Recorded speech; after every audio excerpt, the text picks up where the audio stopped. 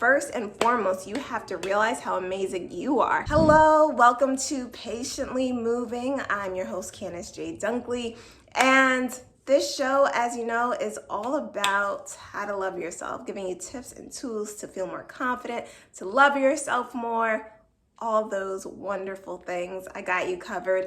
This week, what I want to talk about is self-esteem. So let me go back a little bit. When I first created this show, I gave a list of things. I did a series including a list of things, or places I should say, to stop by. I did a list of places you should stop by in your self-love journey. So I was thinking about it the other day and I was like, I cannot believe that in the midst of that, I left out self-esteem. According to the website Very Well Mind, self-esteem is defined as your subjective sense of personal worth or value. All right, so think about that. Imagine you just don't feel like you're worth anything. Imagine you don't feel like you're valuable. It's gonna be very hard to love yourself. Luckily, you have the power. You have the power to change how you feel about yourself. That's good news. So I'm just gonna give you some tips to help with that.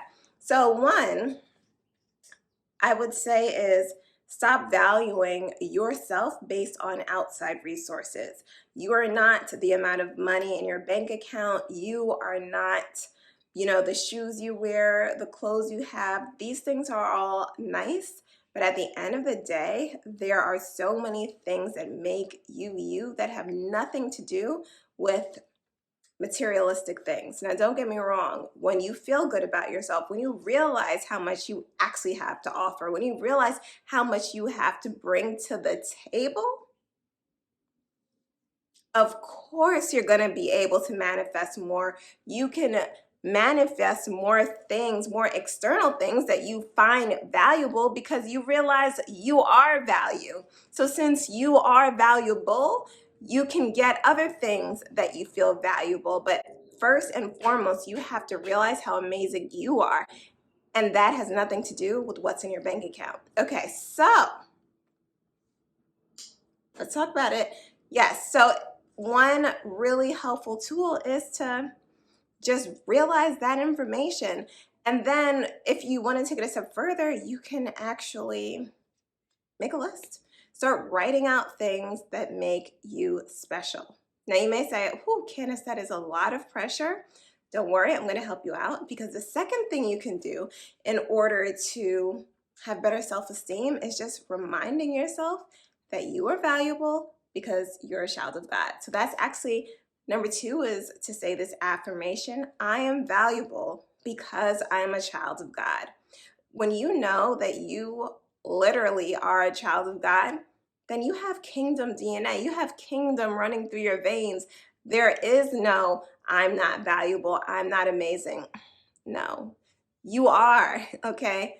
So just remind yourself of that. So on to number three. If it is hard for you to say nice things to yourself, sometimes it could feel forced, right? And then that can make it even more frustrating for us. So one thing you could do is do a bridge statement. I'm going to talk about that actually in the next episode, what a bridge statement is. I'll be breaking it down. But in short, it's basically helping you bridge the gap between saying something super nice about yourself and saying something not so nice about yourself. And then you can use that as your personal affirmation. And like I said, we'll talk about that more next week. So those are some things that you can do. And remember earlier I said, write a list out of things that make you valuable. Well, I actually did this. And because I'm a poet, it turned into a poem. You can try this too. Write out a list of things that make you valuable. It doesn't have to be a poem, but it can be. Make a list and see how you feel. I am linking the poem here because I figured if you like this video, of course you're gonna like the poem, so check it out. And remember, you deserve to love you, and the world will be a better place when you do. I will see you next time.